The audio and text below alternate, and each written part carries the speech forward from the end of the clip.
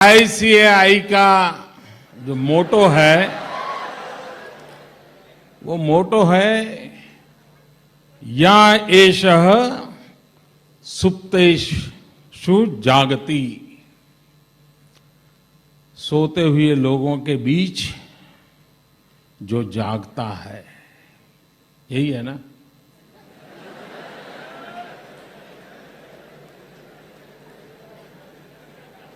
लेकिन और भी एक कहावत है, सोए हुए को जगाना बहुत सरल होता है, लेकिन जो जाग रहा है उसको जगाना बड़ा मुश्किल होता है।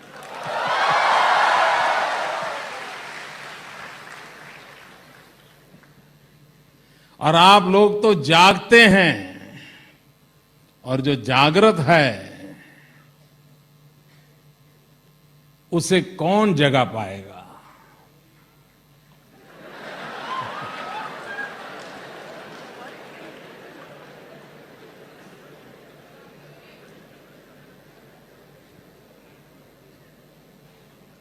मित्रों, आप एक ऐसे प्रोफेशन में हैं और जिसकी ओर आप आगे बढ़ रहे हैं। अगर एक डॉक्टर का प्रोफेशन है, चाहे फैमिली डॉक्टर होगा या जनरल प्रैक्टिस करने वाले लोग होंगे या सर्जन होंगे, तो सब लोगों को पता होता है कि ये लोगों के स्वास्थ्य की चिंता करता है। ये पता होता है कि बीमार को ठीक करता है, दर्द दूर करता है, पीड़ा से मुक्ति दिलाता है। और उसके कारण इंडिविजुअल जो बेनिफिशियरी है उसके मन में उसके प्रति एक विशेष भाव पैदा होता है। लेकिन बहुत कम लोगों को मालूम होता है कि समाज के स्वास्थ्य की चिंता करने का काम चार्टर्ड अकाउंटेंट करता है।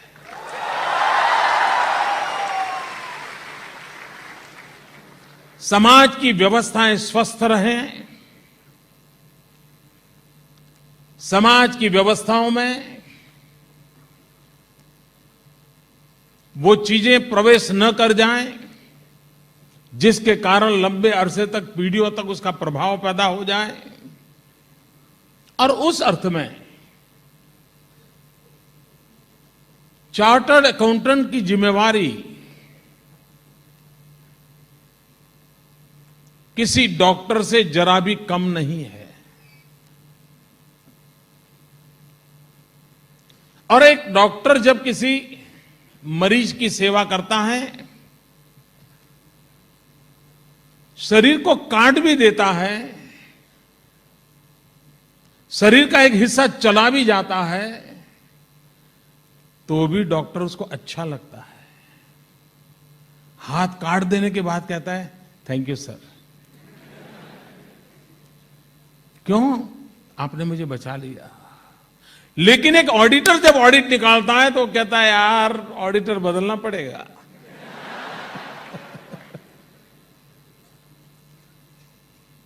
वो कहता है भाई मैं तुम्हारे स्वास्थ्य के लिए तो कहता हूं, तुम कानून की मर्यादाओं में रहो, नियमों का पालन करो, ट्रांसपेरेंसी रखो। तो क्लाइंट खुद कहता है भाई तुमसे तो भला कोई प्रैक्टिकल आदमी ढूंढूंगा। और मुझे अभी तक ये प्रैक्टिकल क्या चीज है वो समझ नहीं आई है जी।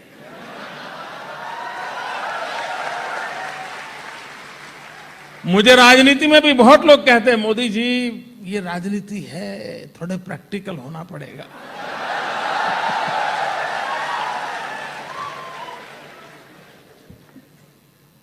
और ये प्रैक्टिकल क्या होता है, आप तो अभी स्टूडेंट हैं इसलिए आपको पता नहीं होगा, लेकिन आपके सीनियर बता सकते हैं।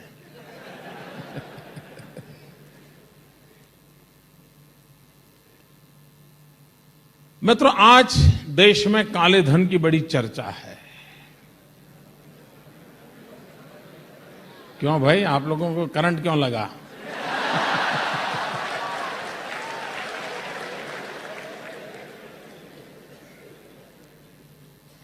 काला धन विदेशों में है, इसकी भी चर्चा है। ये काला धन करेंसी तो काली नहीं है,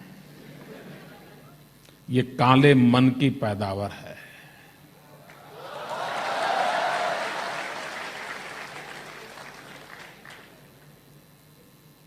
और उसके कारण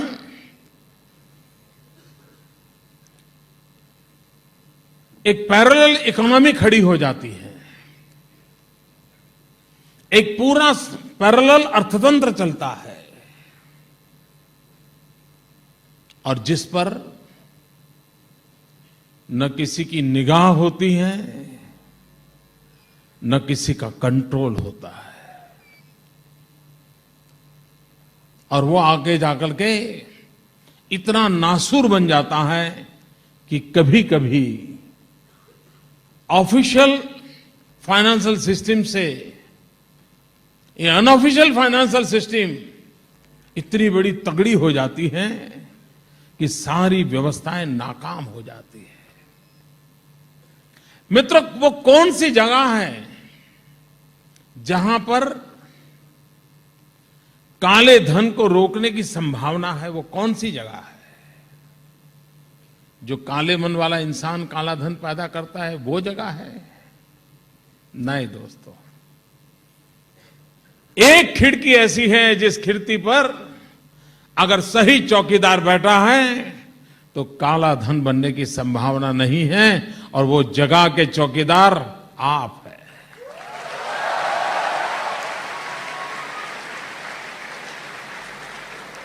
एक अगर चार्टर्ड अकाउंटेंट इन चीजों को बारीकियों से देखता है, उनके कारनामे क्या है, प्रवृत्तियां क्या है, कहां से क्या हो रहा है, पहले लिखा था फिर क्या हुआ, अगर इन बातों की ओर देखने की व्यवस्था है और बड़ी सतर्कता से देखता है और पूरी तरह प्रोफेशनलिज्म से, मैं दोस्तों विश्वास करता हूं कि बहुतेक मात्रा में नए काले धन का निर्माण तो रोका जा सकता है। जो पुराना हो गया पाप जिन्होंने किया,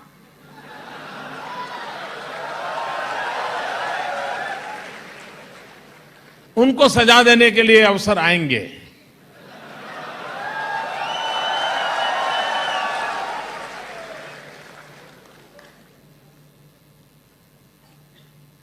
लेकिन बाकियों के लिए तो आप ही हैं मित्रों।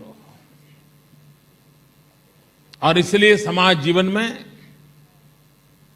एक ऐसा प्रोफेशन है जिस प्रोफेशन में समाज की पूरी अर्थव्यवस्था को बचाए रखने का, टिकाए रखने का सर्वाधिक सामर्थ्य है। मित्रों, कभी कभी क्या लगता है कि हम खुद जिस क्षेत्र में होते हैं हमें पता तक नहीं होता है कि मैं जो कर रहा हूं उस कितने बड़े स्पेक्ट्रम पे उसका इंपैक्ट होने वाला है, पता तक नहीं होता है। उसे तो लगता है हाँ यार, जिंदगी ही 1 से 10 से अंक के आसपास ही गुजारनी है, तो वो देखता रहता है, टोटल लगाता रहता है, दिन रात हिसाब चेक करता है, कंप्यूटर को पूछता रहता है, सॉफ्टवेयर रखता है, हिसाब ले लेता है। उसको लगता है कि मेरी जीवित इसी अंक गणित के साथ ही जुड़ गया है, प्लस माइनस इंटरेस्ट यही देखता रहता है। मित्रों, एक बार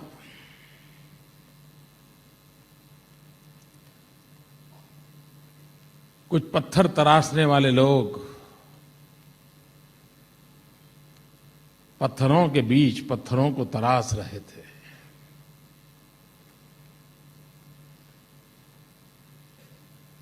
शरीर पर पसीना बह रहा था,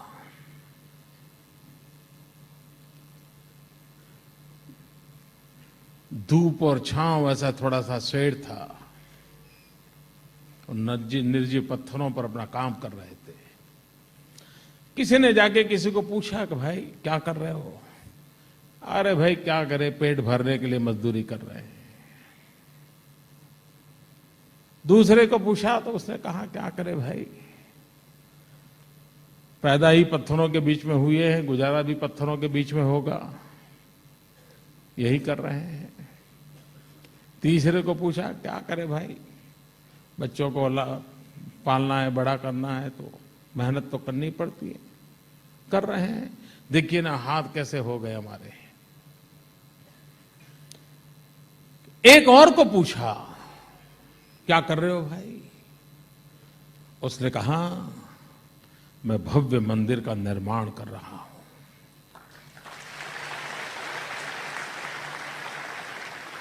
पत्थर तो वो भी तराश रहा था,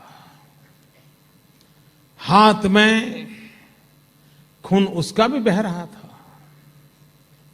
लेकिन उसको मालूम था कि मैं कितने बड़े लार्जर कैनवास पे अपनी भूमिका को निभा रहा हूं, और उसको गर्व हो रहा था कि मैं ये जो पत्थर पे तराशने का काम कर रहा हूं, इससे मैं एक भव्य मंदिर का निर्माण कर रहा हूं, और मैं उस भव्य मंदिर के निर्माण का एक कर्ता हूं। बाकी 10 बैठे थे, उनको लगता था मैं तो मजदूरी कर रहा हूं, मैं तो बच्चों के पालन के लिए कर रहा हूं, लालन पालन के लिए कर रहा हूं। मित्रों, एक चार्टर्ड अकाउंटेंट की भूमिका ये होनी चाहिए कि मैं सिर्फ 1 से 10 अंक के टोटल और माइनस करने में पीछे नहीं लगा हूं, मैं इस राष्ट्र की अर्थ शक्ति को निर्माण करने का एक महत्वपूर्ण भूमिका निभा रहा हूं, तब जाकर के लगेगा। मेरे जीवन के सामने लक्ष्य क्या है, मैं किन चीजों की ओर अपने जीवन को जोड़ा हूं। मित्रों, ये आंकड़ों का खेल नहीं है मित्रों, जिंदगी का अवसर है। ये अगर मान ले तो इसे भी जीने का आनंद आता है। मित्रों,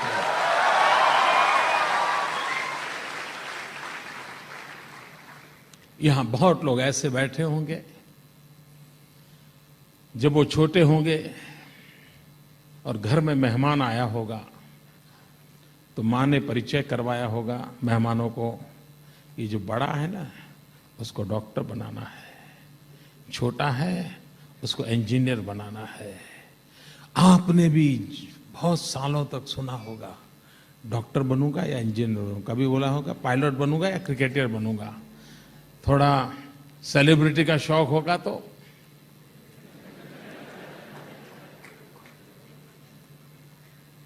अब वो तो बन नहीं पाए। यहां आ गए और दिन रात क्या करें।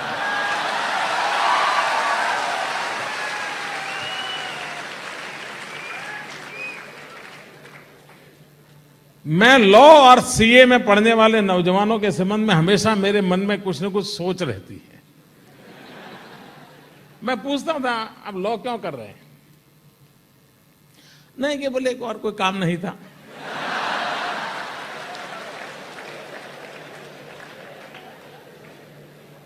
मैं आपके लिए तो ऐसा बोल नहीं सकता हूं क्योंकि मुझे फिर ऑडिट करवाना है। लेकिन मैंने ऐसे कुछ परिवार तो जरूर मैं जानता था कि बेटे को कहते तुम सीए में एडमिशन ले लो, क्योंकि शादी तय नहीं हुई थी, बेरोजगार कहने में संकट था, तो रिश्तेदारों को कहना गया तो नहीं वो सीए कर रहा है।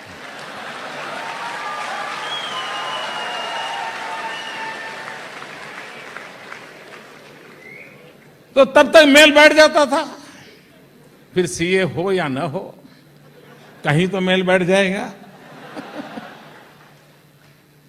मित्रों, हालत कोई भी रहे हो, हम कैसे भी कहां पहुंचे हो, लेकिन ये बात सही है मित्रों,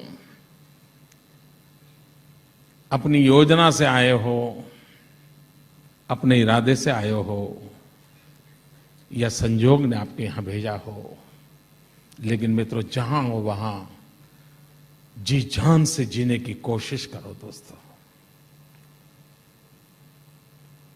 और एक बार उसमें आप जुट जाओगे, आप देखिए जिस क्षेत्र में गए हो वहां भी एक नई जिंदगी का निर्माण कर सकते हो और एक नए युग की शुरुआत कर सकते हो।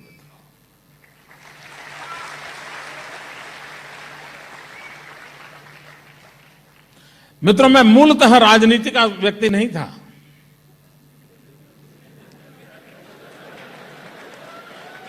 मैंने घर छोड़ा था सामाजिक काम के लिए और मन करता था, लेकिन हालात ने मुझे यहां पहुंचा दिया।